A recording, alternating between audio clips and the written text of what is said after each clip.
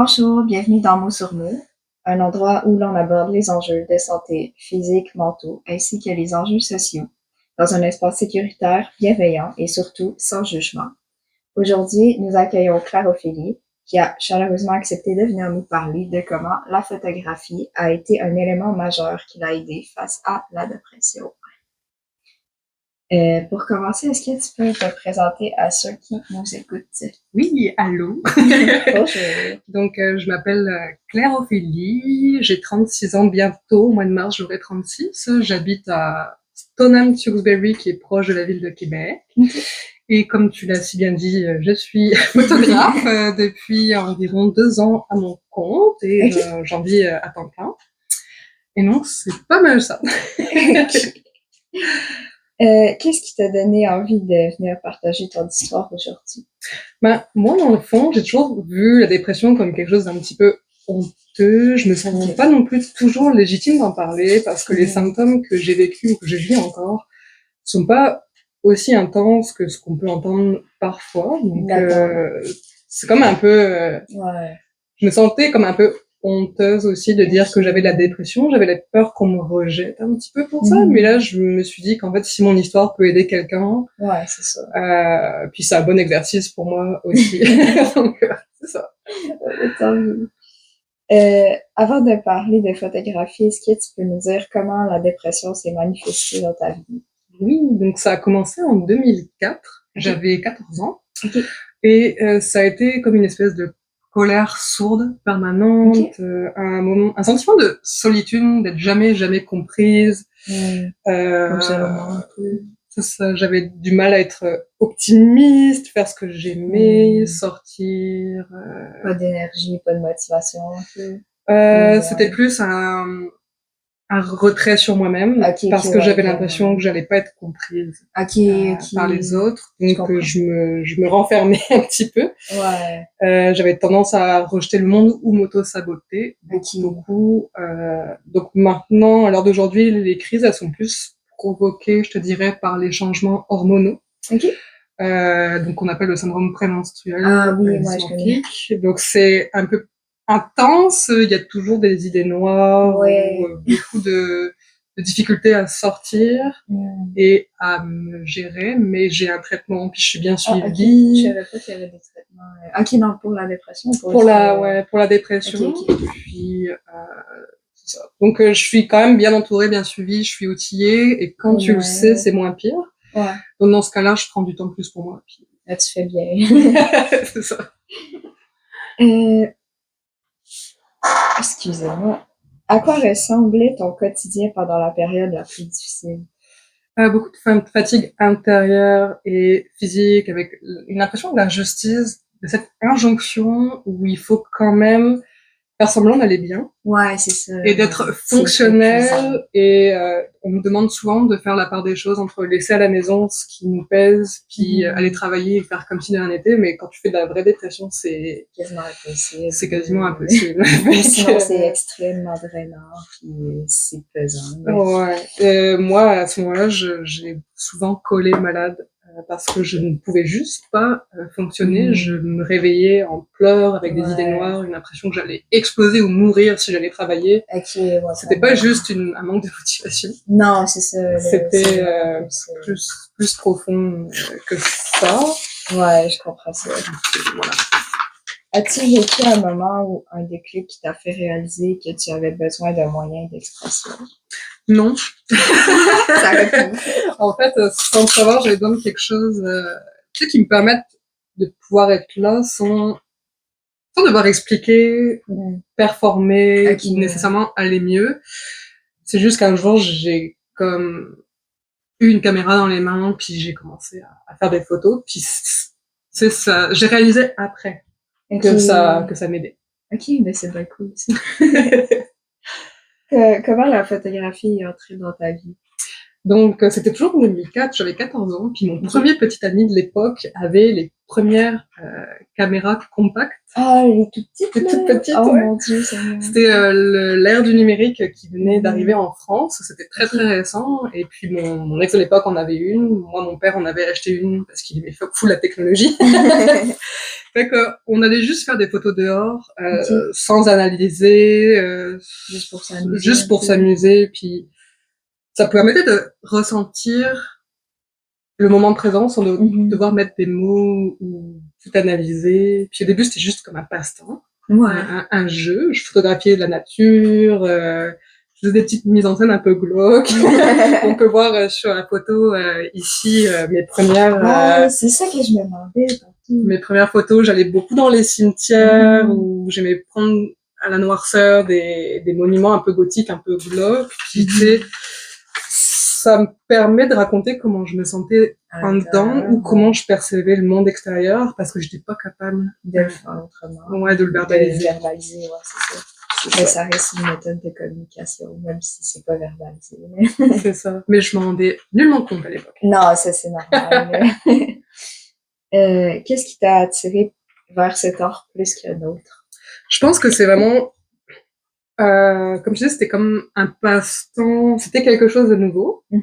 T'avais la facilité de garder dans ta poche la caméra. Dans le temps, ouais. Puis je pense que je viens d'une famille plutôt artistique. Et donc pour moi, j'avais quand même assez l'œil quand même à l'époque, même si c'était brut. Je pouvais avoir la caméra sur moi tout le temps. Puis ce qui m'attirait, c'est de pouvoir l'avoir constamment avec moi.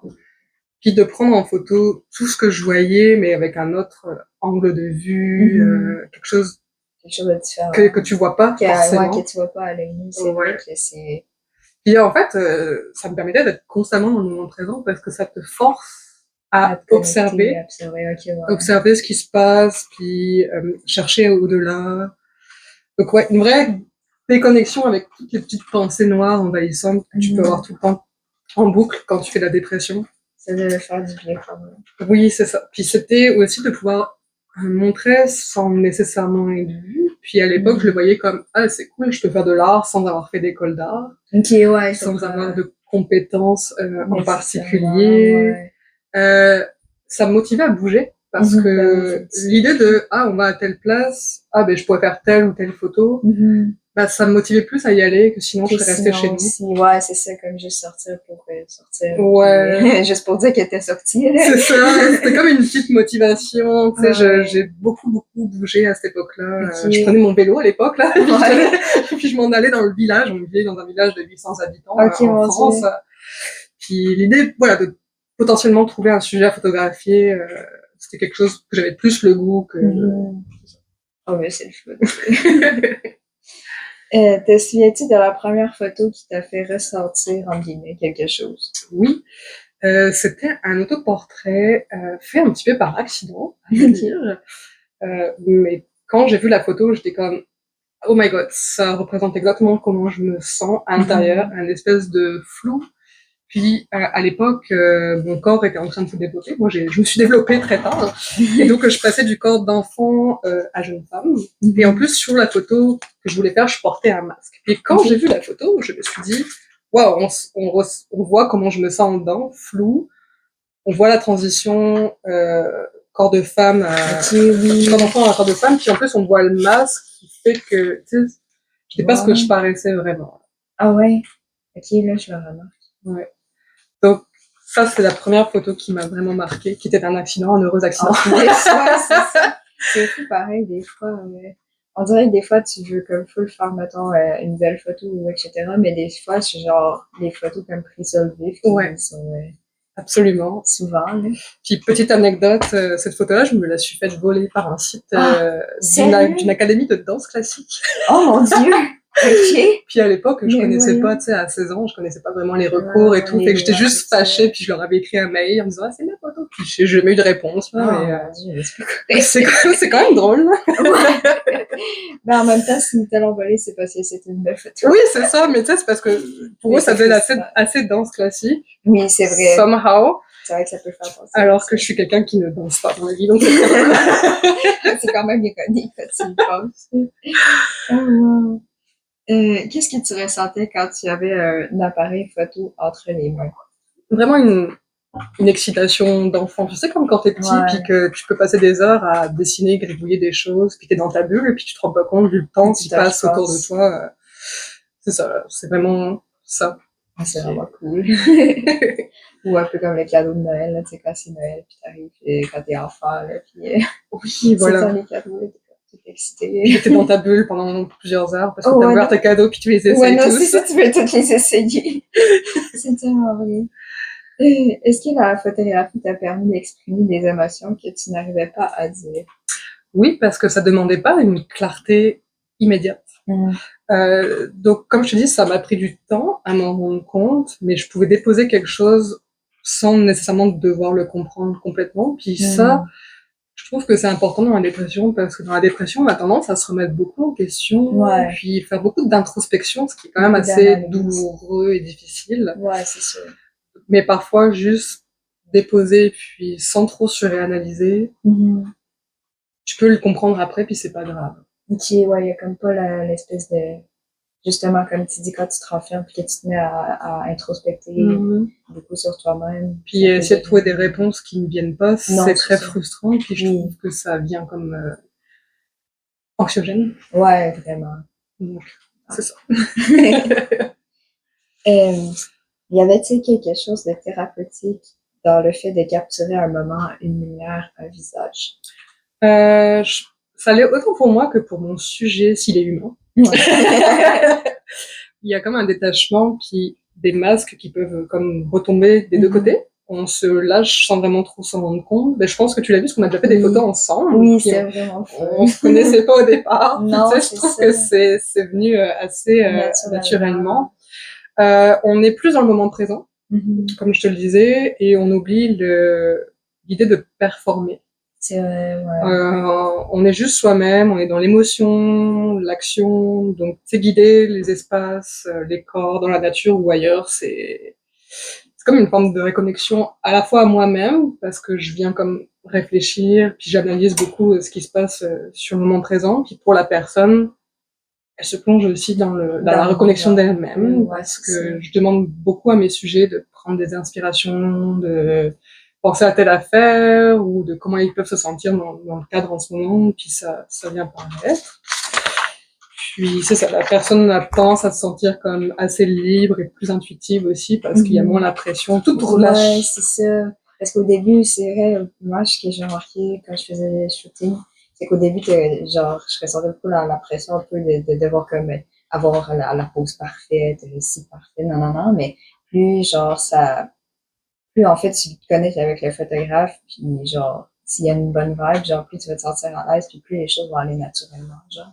Absolument. Puis à Ouais. ce moment-là, ça fait du bien. Je pense que c'est important effectivement d'avoir une bonne connexion avec le photographe, puis qui te Oui. laisse aller et qui te fasse pas juste te traiter comme si tu étais un sujet, une muse, Ouais, puis que ça tu m'est sois déjà comme arrivé. obligé de faire tout ce qu'il te dit. Moi, je guide Mhm. au départ, mais après un certain temps, je laisse totalement la personne aller. Donc, Mhm. je pense elle sent qu'il y a plus de jugement, il y a plus d'idée de performer, d'être parfait. On n'est pas là pour Mhm. faire des photos parfaites, instagrammables. Non, c'est ça. On est là juste vraiment pour se reconnecter à soi, bouger, respirer, se voir autrement. Mhm. Puis, bah, c'est ça qui ressort souvent. Euh, Qu'est-ce que tu cherchais inconsciemment ou consciemment à travers chacun de tes clichés? C'est touché, cette question. Bah, pour moi, on va commencer par pour moi, dans le fond, c'était comme une voix, une forme de présence, une manière de dire je suis ça aussi. Je suis pas toujours ce que je parais. Je suis quelqu'un d'assez bubbly puis ouverte avec le monde. Mhm. Je pense qu'il y a beaucoup de gens qui se doutent pas que je fais la dépression. Ouais, Et c'est pas écrit sur le front. non, exactement. Donc ça me permet de voilà d'explorer plus à ce niveau-là. Puis pour les autres, c'est regarde-toi vraiment. Mhm. T'es plus que ta to-do list, Mhm. tes charges mentales du quotidien, tes angoisses. C'est vrai. Euh, Bien dit. t'es plus obligé de cacher ce que tu caches pour pas faire de vagues en société. Mhm. C'est ça que je recherche beaucoup à travers mes clichés. C'est un sentiment de liberté et d'expression authentique. Voilà. C'est bien dit, c'est bien cherché. Euh, Comment la photographie t'a aidé à travers les moments les plus sombres? Ça m'a aidé à ralentir, puis à regarder, sans vouloir réparer ou répondre aux questions tout de suite, d'accepter que tout n'a pas besoin non plus d'être résolu immédiatement. Non, ça c'est sûr, effectivement. C'est vrai qu'il y a des fois on se donne l'impression que mais ça ne marche pas nécessairement comme ça. Non, c'est ça. Puis tu sais, dans des autoportraits les plus lumineux que j'ai fait, c'est les moments où j'étais le plus down dans ma dépression. Puis ça m'a permis de comprendre que t'as pas besoin de résoudre tout dans ta vie pour qu'elle soit vécue. C'est vrai, effectivement. As-tu remarqué une transformation dans ta manière de voir le monde et de te voir toi-même? J'ai appris à être plus douce avec moi-même, puis mieux me connaître et m'écouter, être plus comme vraiment, c'est ça, alerte. Puis à reconnaître la beauté dans l'imparfait, être plus à l'écoute aussi des autres. Aussi? Ah ouais. C'est intéressant. Y a-t-il un projet photo, une série ou une image qui symbolise un tournant pour toi?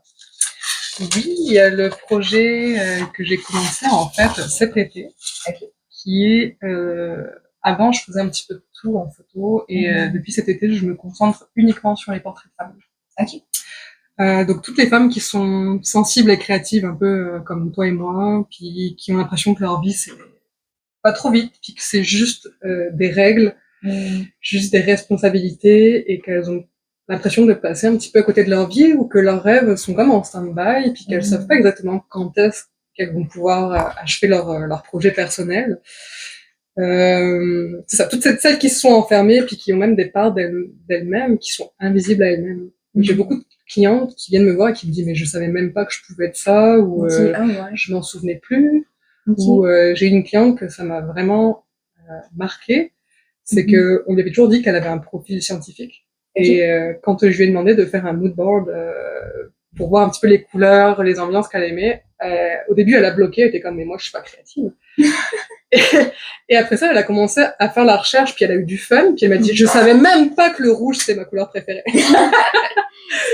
Donc ouais, ça c'est un projet vraiment important pour moi, de pouvoir s'exprimer dans toutes tes facettes de personnalité, te lâcher en toute sécurité, puis d'explorer ce qui te fait du bien, etc. Puis, le projet associé à ça, qui est vraiment un tournant pour moi, c'est l'espace que j'ai construit avec mes petites mains dans mon terrain. C'est une espèce de verrière / serre. C'est pas un espace parfait, mais c'est un espace refuge, à parenthèse. C'est dans la forêt au bord de la rivière. Ah, ça a l'air cool. C'est caché, c'est des fenêtres sur les 3 murs centrales, donc tu vois quasiment en 360 ton environnement, mais en même temps t'es caché. Puis il y a un mur avec un côté studio où on peut justement être plus caché, puis explorer d'abord un petit peu l'intérieur avant de s'ouvrir à l'extérieur. Pour celles qui sont timides, c'est très pratique. C'est vraiment une bonne idée. Puis les gens voient ça comme vraiment une parenthèse. Donc ça, c'est vraiment mon tournant qui me fait que j'ai l'impression d'avoir trouvé ma mission. Ça m'a avancé. Si tu peux voir ici la serre, la petite ambiance. Ah, c'est vraiment bon. Je serais curieuse d'aller la voir. Oui, avec plaisir. As-tu reçu des retours qui t'ont touché ou aidé à continuer? Beaucoup. Ouais, c'est sûr. Si je peux résumer, je te dirais que les filles qui viennent me voir, elles ressortent plus détendues qu'en arrivant. Elles me disent qu'elles ont l'impression d'avoir pu déposer un poids puis de repartir sans. Ça, pour moi, ça veut dire que j'ai réussi à toucher quelque chose, puis à aider, parce que oui, évidemment, je fais des photos pour qu'elles se sentent belles aussi. C'est le but, c'est d'avoir des belles photos.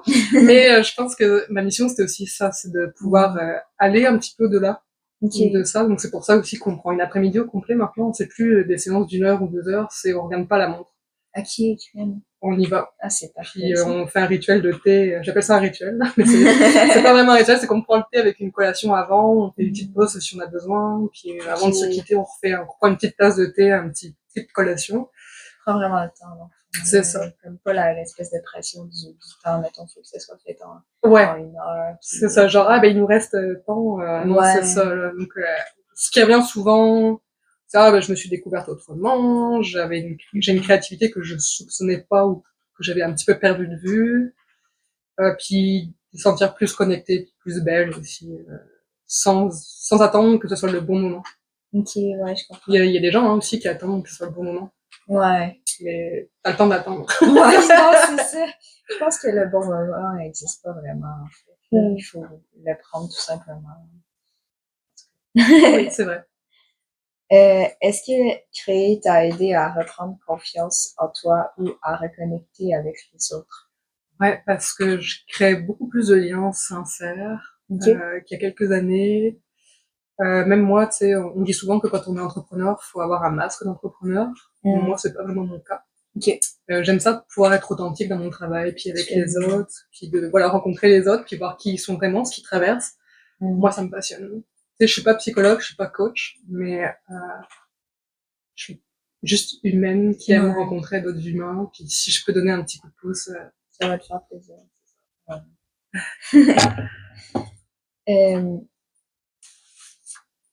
Est-ce que tu vois encore la photographie comme un exutoire, un langage, une thérapie?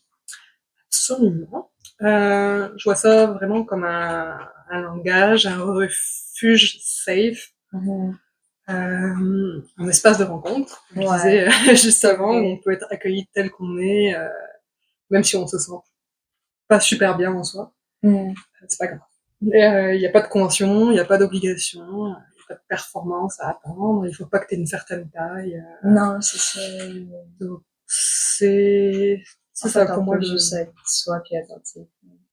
Je fais vraiment un lien, effectivement, comme tu dis dans ta question, entre la guérison et la reconstruction.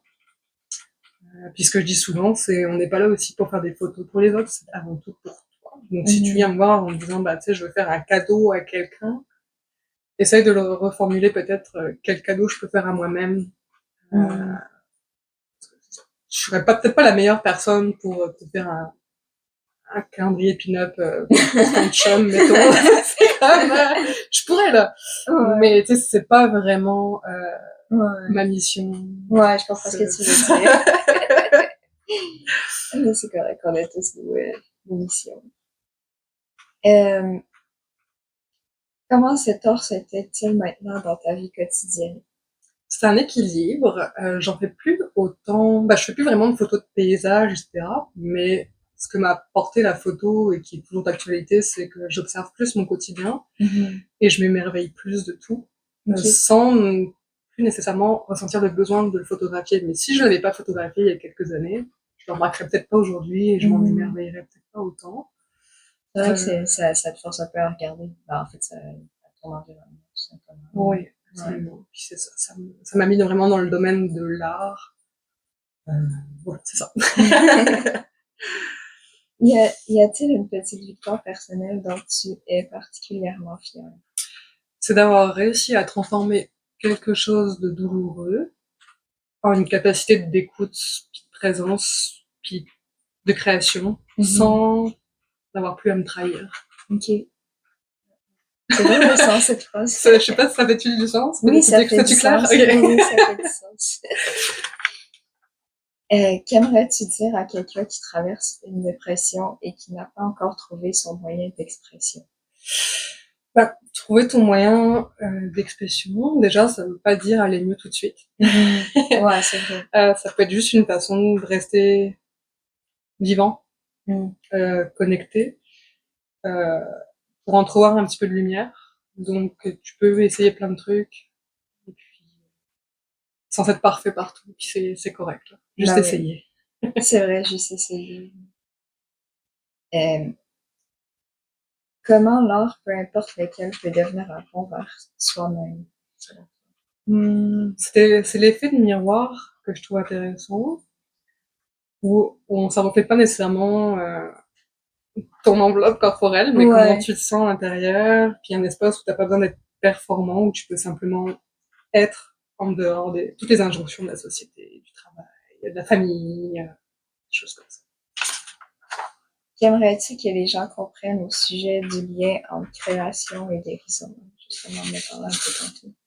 C'est que, c'est ça, comme on disait, créer, ça guérit pas tout. Non, c'est ça. Mais ça permet de respirer un petit peu autrement, je pense. Ouais. Y a-t-il un dernier message ou une photo symbolique dont tu veux parler avant qu'on se quitte? Oui, j'aimerais dire, parce qu'il y a peut-être des gens qui vont se dire en écoutant ça, ouais, mais moi je suis pas créative. Mais je veux juste souligner que c'est peut-être juste une peur liée à l'idée de pas produire quelque chose d'assez parfait, de beau. Et c'est pas du tout le point. Ouais. il faut se rappeler comme quand on était enfant, quand on dessinait ou qu'on faisait la pâte à modeler ou qu'on inventait des histoires avec nos amis. On cherchait pas à ce que ça soit parfait. On jugeait pas ce qu'on faisait sur une échelle artistique. C'était instinctif, il y avait du plaisir dans le processus. Puis je pense que quand on grandit, on perd ça un petit peu de vue. Ouais, je pense aussi. On a une injonction à être parfait, puis tu peux être artiste que si t'es exposé dans un musée. Tu sais, il y a un petit peu des fausses croyances liées à ça. Mais essaye juste de te remémorer comment tu te sentais quand tu faisais ça. Essaye pas de performer, juste sois toi-même, sans rien cacher. Puis je pense que ça peut aider. Ouais. Ben, merci beaucoup, Claire. Je te remercie pour ta présence, ton partage et ton temps. Merci de m'avoir accueilli.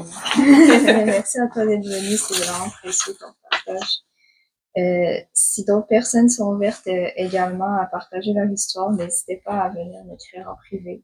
Si vous voyez de la valeur dans ce que vous avez entendu, n'hésitez pas à partager. Cela pourrait aider d'autres personnes. Voilà, merci beaucoup.